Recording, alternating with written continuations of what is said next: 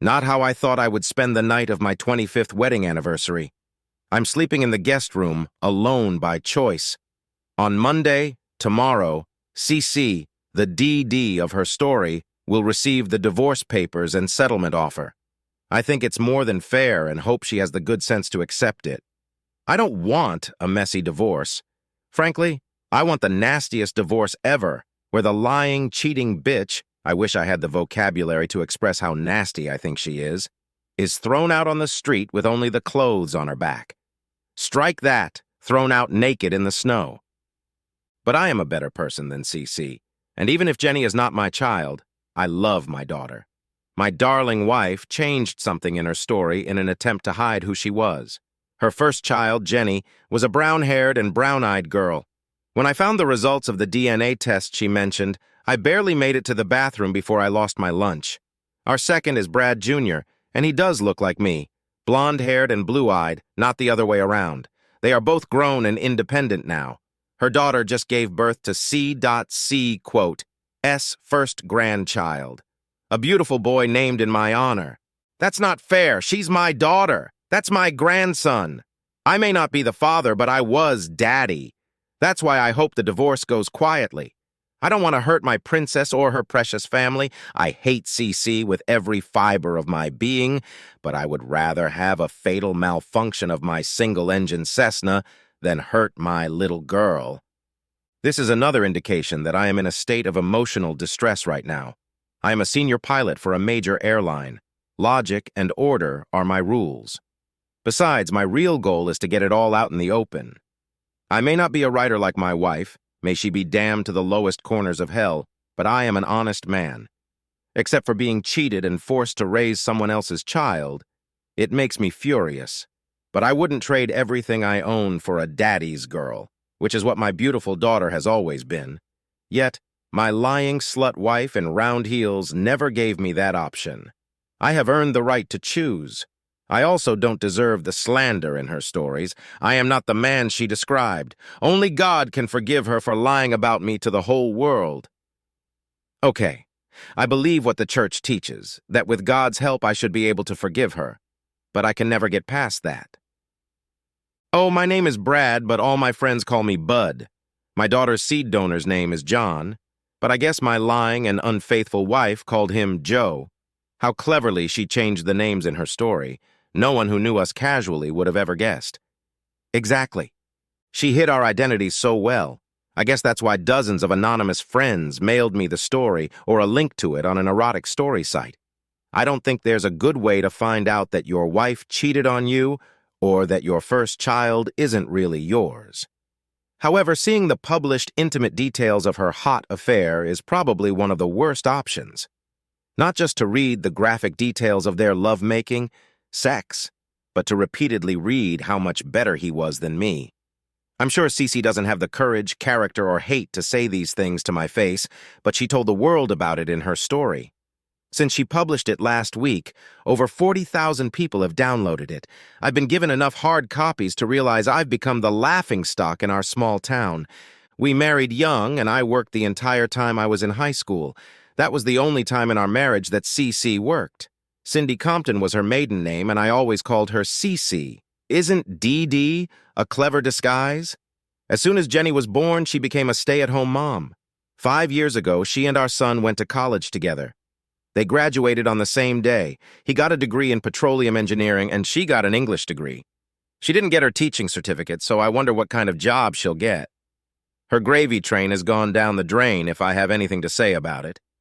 She failed to mention in her story that while she was sleeping with her boring, tired, and inattentive husband, I was working myself to death for us.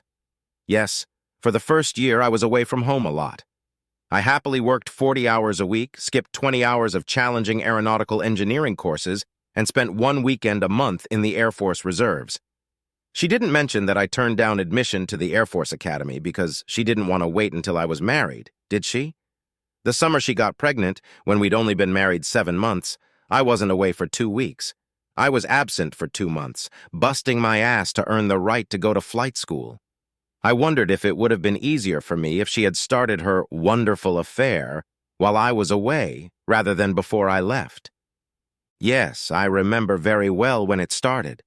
I wasn't sure at the time, but I noticed the signs and was very worried. You see, I loved her unconditionally. What a joker I was. If love is a decision and not an emotion, I'll change the tense to love. She also failed to mention that I was as much of a virgin as she was when we married. I didn't have the same sexual experiences as her wonderful lover, who took her to heights my husband still hasn't reached. She also failed to mention that with me, she always changed her clothes in a locked bathroom. She failed to mention that we still never made love with the lights on. I will never forget that first other sex, during which she spoke at length about my shortcomings. It was the only time in our marriage that she laughed and giggled during sex. For some reason, she failed to mention that she was laughing at my efforts at the time. What a joke. I wasn't just wearing horns, I was cleaning a very fresh load of her lover out of her. I wonder if she guesses how pleased I am to know that she didn't think it was too dirty that I went down on her when she was full of traces of her lover. For the rest of our marriage, she had to have a drink or two before she would allow me to have other sex with her. Were our lovemaking sessions short? Yes. She always managed to convey to me that sex was a marital duty, and not a very pleasant one at that. In 25 years, she never showed any real passion in bed. She lied about that in her story, too. I have never in my life gotten much welcome sex at home. This was another of her lies. She even admitted it in her story, if you read carefully. That first summer of my Air Force training, I was reading sex manuals and socializing with other guys. When I got home, she acted like a regular cold fish, but I was horny enough to keep going. To read into her story that I wasn't a good lover is, I need to keep my cool. I'll just say that CC is one of those women who thinks sex is dirty. Only when she was a dirty cheater could she afford to do dirty sexual things. Do I have to tell you how painful it is to realize that my wife was willing to get off with another man, but even 20 years later was never willing to show that side to me? When I think back to the countless nights I endured sexual frustration, no, my lying, cheating wife didn't describe our sex life too accurately, but I loved her so much that I never cheated. Even when I was away overseas for months serving in the Air Force, or later when I flew for the airline. If you think senior airline captains don't have the ability to cheat, you live on another planet. But I never cheated. Why, you ask, if I loved her so much, would I divorce her over an affair nearly 25 years ago and the child of a cuckold I couldn't love more? Honestly, because of my faith, I forgave her first and never brought it up again. I even felt some anticipation that our sex life would finally get to the point where I would be allowed to turn on the lights. I toyed with the idea that we could renew our vows on our wedding anniversary and start over. I thought I could encourage her to have a sexual relationship and not let her know why I was becoming more aggressive. Armed with what I had learned from her story, I was confident that I could overcome her "you only need sex to have children" mentality that she had displayed throughout our marriage. I tried to justify myself by saying that her cheating was a lifetime ago and that she chose me. Then I asked myself, why did she choose me? Was it because her lover had a dead-end hourly job and I had a bright future? I tried to tell myself that it didn't matter why she chose me. What mattered was that she did. Then I reread the story, especially the last part, and I cried for only the third time in my life. I didn't even cry when my parents died. The only time I cried was when I held each of my children in my arms for the first time. However, when I reread the end of her story, I cried like a broken-hearted person. In the end, she didn't choose me. She wrote that if I died, she could find him to be his secret mistress.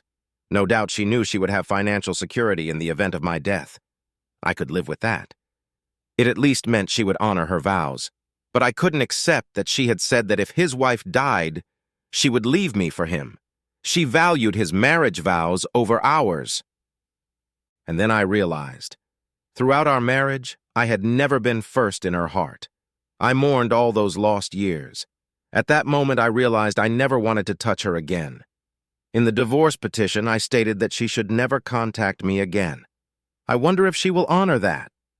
I hope so. I'm not sure I can keep myself from acting like a jerk and retaliating if she doesn't. If she tries to cry, "I love you, it was just sex," which cheaters' wives so often do. I have some very harsh comments at the ready, but for the sake of our children, I hope I don't have to use them. When I stopped crying, I decided to find out about her lover. He wasn't hard to find. I just called his first wife. She told me that Joe was single after his third divorce, delinquent on all child support payments, and not even worthy of revenge. I wasn't surprised. A man who cheats the way he does doesn't stop. I found out his current address and briefly considered inviting him to our anniversary, but I didn't want to ruin the party the kids were throwing us for their benefit. Instead, I'll keep the actual picture his last ex sent me. I'll hang it on our refrigerator. On the back, I wrote his address and phone number. He has gained over 120 pounds, and I have to stay in shape because of work. I doubt she'll contact him, but who knows? There was definitely a longing for him in her story. If she married him, it would be sweet revenge, except for what it would do to my daughter. I pondered all sorts of ways to hurt this cheating, lying bitch the way she'd hurt me. In our 25 years together, I know dozens of ways to destroy her. For example, I almost ordered an expensive, sexy dress in her size when we got married. Funny, I almost wrote that CC still looks great. I erased that. I realized I was looking at her through the prism of my love. She never lost the weight after both pregnancies. Her skin shows the results of too much sunbathing. She is fat, old, and wrinkled. Unfortunately, my faith teaches me to forgive. I've decided I'm better than this man. I'll turn the other cheek. Besides, it will take 25 years of pain to even the score. No, I'll let her go her own way, and I'll go mine. I'll try to find what I think every man deserves in a marriage. A woman who loves him, a woman for whom he is first in her heart, and whose sexual fantasies include him. I'm not willing to settle for less. Knowing that I can love someone who looks just like Cece does now gives me the confidence to know that next time I won't let my hormones rule my thoughts. I believe I can forgive Cece for her cheating. With God's help, I believe I will forgive her for stealing almost 25 years of my life. But I will not give that lying, cheating bitch the opportunity to steal even one more day. Revenge? It's tempting, but I believe the best revenge is a life well lived. I have no doubt that without this lying, cheating bitch, I will gain both.